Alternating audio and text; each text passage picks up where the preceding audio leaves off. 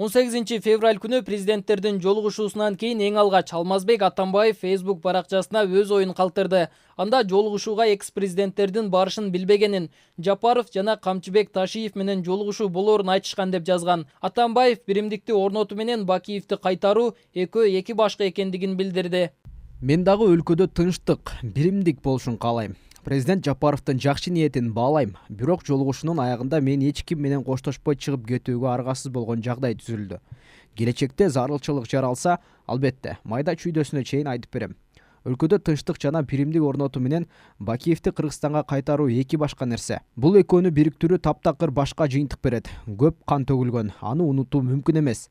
Президент Садыр Жапаров мени укту жана туура чечим чыгарат деп үмүттөнөм, деп жазган Атамбаев. Кыргызстандын туңгуч президенти Аскар Акаев дагы башчылардын жолугушуусу боюнча үн катты. Акаев азыркы өлкө президенти жана анын командасы 2 жыл ичинде ички жана сырткы саясатта ийгиликтерге жетишти деп белгилеген. Алар биринчи кезекте мамлекеттүүлүктүн негиздерин бекемдеп, эффективдүү мамлекеттик башкарууну калыбына келтиришти. Ошого жараша оң натыйжалар болууда деп айткан.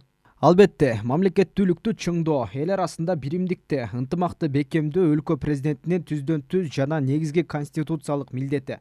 Бул милдетти иш жүзүндө толук ишке ашыра баштаганы кубандырат. Жеке мен бул демилгени колдоп, Кыргызстандын бакубат келечеги үчүн, кыргыз коомундагы стабилдүүлүктү бекемдөө үчүн кесиптештеримди макул болууга жана колдоого чакырдым. Мүмкүнчүлүктөн пайдаланып, мен дагы Кыргызстан элин эл шайлаган президент Садыр Жапаровдун тегерегине биригип, учурдагы ыңгайлуу кырдаалдан пайдаланып, гүлдөгөн Кыргызстанды курууга экономикалык көтөрүлүш жасоого чакырам деп билдирген Аскар Акаев. Садыр Жапаров президенттерди чогултканын чыгарары менен социалдык баракчаларда түрдүүчө пикирлер жайнады. Алардын басымдуу бөлүгү Жапаровдун аракетин сындагандар. Мурдагы коргоо министри Исмаил Исаков президенттин бул ишин мыйзамга туура келбейт деп Азаттык радиосуна билдирген. Мурунку президенттердин айрымдарына Кыргызстанда кылмыш иши козголуп, сот жообуна тартылган. Аларды актабай же соттун чечими менен кылган кылмыштарын жокко чыгарбай туруп, кайра чай бергени мыйзамсыз. Курманбек Бакиев 100гө жакын адамды аттырган деп айыпталып, сыртынан кесилген. Мыйзам жагынан алганда Бакиевди Кыргызстанга алып келип, каматышы керек эле. Атамбаев Батукаев иши боюнча айыпталып камалган. Ал ишти жаңыдан кароого жиберишти. Бирок анын айыптуулугу да алын элек. Бул укуктук нормага жооп бербейт. Андай болсо Конституциядагы Кыргызстан укуктуу өлкө деген жазууну алып коюш керек. Кино аяктады. Хандарга хандыкы, калгандарга өкүнүчтүү окуя. Өлкөнү талкалап мамлекеттик мүлктү сатып миллиондон ашык жарандарыбыз четке кетирген ким? Боспиектеги атылган жарандарыбыз үчүн апрель 2010 жылы каза тапкан балдар үчүн, июнь 2010 жылы 500дөн ашык жарандарыбыздын өлүмү үчүн, кыргыз-тажик согушта 100гө жакын балдарыбыз атылып кеткен үчүн ким жооп берет? Муну эмне кылабыз? Бечарага закон, чоңдорго кокон экен да. Бийликте отурган адамдардын бардыгы өлкөбүздү азыркы кейиштүү абалга алып келди. Коррупцияны гүлдөттү, үй бүлөсү менен байыды, канча деген жарандарыбызды, саясатчыларыбызды өлтүрдү.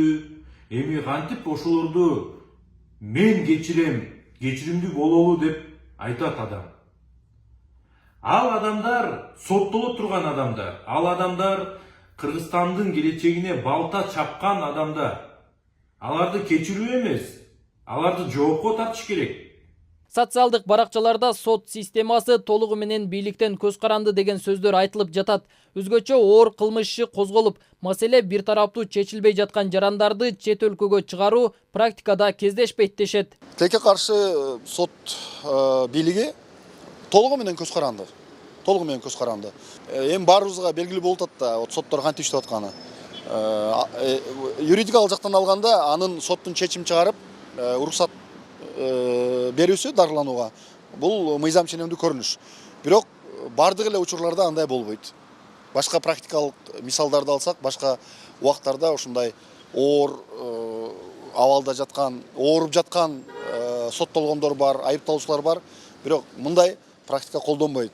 Тилекке каршы ушул сот бийлиги саясий бийликтен толугу менен көз каранды. Буга эми мисалдар толтура. Асылбек Куңгуровдун айтымында президенттерди бириктирүү менен стабилдүүлүктү орнотуу мүмкүн эмес. Мыйзамдын үстөмдүгү орномойн өнүгүү болбойт дейт. Биринчи кезекте элдин мыйзамдарга болгон ишенимин бекемдөө зарылдыгын кошумчалайт. Эгерде биз экс-президенттерди эле жыйнап алып, ушинтип жараштырып койсок, бири-бирин кечирип койсо, өлкөдө стабилдүүлүк орноп, мындай чукул арада өнүгүп кетет деген болсок анда жаңылышабыз. Качан ушу мыйзам боюнча легитимдүүлүк болгондо бардык маселеде, ошондо анан элдин арасында ишеним пайда болот. Ошол эле мыйзам карапайым жаранга дагы, экс-президентке дагы, кылмышкер президентке дагы, качып кеткенине дагы бардыгына бирдей иштейт деген ишеним пайда болгондо, ошондо анан стабилдүүлүк, ошондо анан ынтымак баары жаралат өзүнөн өзү. Садыр Жапаров Facebook баракчасындагы кайрылуусунда президенттер бири-бирине таарынычын айтып, кечиришкенин жазган.